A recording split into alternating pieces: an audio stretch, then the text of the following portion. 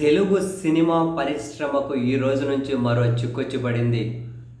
Telugu film ఇండస్ట్రీకి సంబంధించి employees federation రాత్రి ఉన్నపలంగా ఒక సంచలనమైన నిర్ణయం. ఉన్నపలంగా ఇన్ ద సెన్స్ కొన్ని రోజుల నుంచి వాళ్ళ డిమాండ్స్ నిర్మాతల కౌన్సిల్కి చెబుతూ వస్తూ ఉన్నారట. అందులో ప్రధానమైనది వేతనం 30% పెంచాలి అని. దానికి నిర్మాతల కౌన్సిల్స్ అంగీకరించలేదు అని రాత్రి నిర్ణయం ప్రకటించారు. ఈరోజు ఉదయం అంటే ఈ రోజు నుండి మేము ఎక్కడే కూడా షూటింగ్లలో పాల్గొనాం, ఈ పరిశ్రమ ఈ వర్క్లో పాల్గొనాం అని Telugu film industry employees federation ఎవరైతే 30% పెంచిన వేతనం ఇస్తారు అని చెప్పి లిఖితపూర్వకంగా ప్రకటిస్తారో వాళ్ళ షూటింగ్లలోనే పాల్గొంటాం.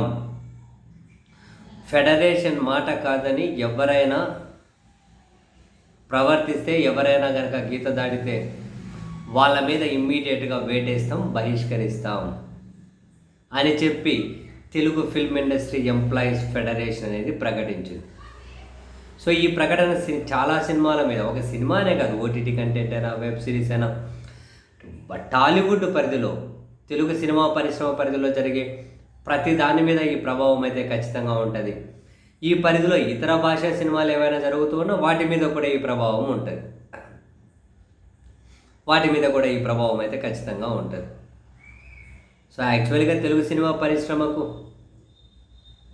సినిమా ఇండస్ట్రీ నుంచి రాజకీయాలకు వెళ్ళిన కొందరి వల్ల చాలా నష్టం జరుగుతూ ఉంది.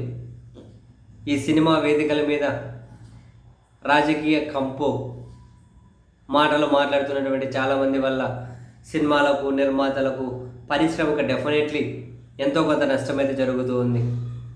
మధ్యలో మరి ఏదో ఒక అవాంతరం, ఇప్పుడు మళ్ళీ వీళ్ళు సినిమా షూటింగ్లు బందట, 30% వేతనం పెంచిస్తామని ప్రకటించేంత వరకు రామంటున్నారు.